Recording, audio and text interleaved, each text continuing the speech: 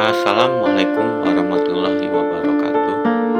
Perkenalkan, nama saya Mukawan, guru fisika SMA Negeri 1 Beber. Oke sahabat fisika, pada materi hukum gerak Newton ini, apa aja sih yang akan kita pelajari? Nah, di bab ini kita akan mempelajari diantaranya berkaitan dengan hukum Newton itu sendiri, kemudian berkaitan dengan macam-macam gaya, dan juga aplikasi hukum Newton. Nah, hukum Newton itu sendiri itu ada tiga, ada hukum 1 Newton, hukum 2 Newton, dan hukum 3 Newton. Kemudian untuk macam-macam gaya yang akan kita pelajari, diantaranya ada gaya berat, gaya normal, gaya tegangan tali, dan gaya geser. Sedangkan untuk aplikasi hukum Newtonnya, yang akan kita pelajari diantaranya adalah aplikasi hukum Newton pada bidang datar, aplikasi hukum Newton pada bidang miring, pada kontrol, dan juga pada elevator atau lift. Nah, yuk kita bahas satu persatu. Kita mulai dari hukum gerak Newton. Nah, hukum Newton itu kan dibagi menjadi tiga, ya kan? Kita bahas dari yang pertama, yaitu hukum 1 Newton. Hukum 1 Newton itu menyatakan tentang sifat kelembaban suatu benda. Maka hukum 1 Newton itu juga sering disebut juga dengan istilah hukum kelembaban.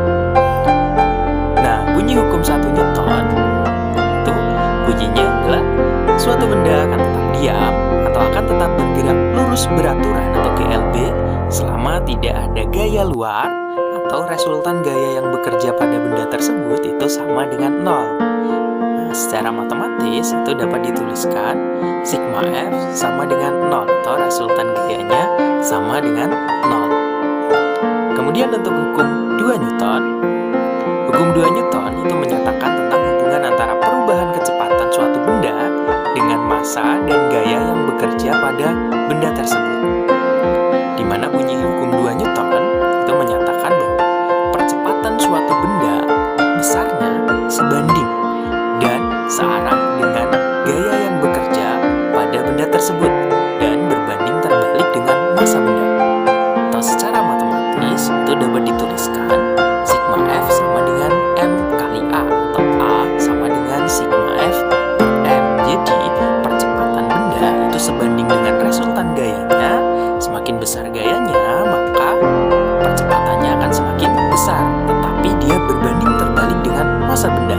Semakin besar massa bendanya, justru percepatannya akan semakin kecil.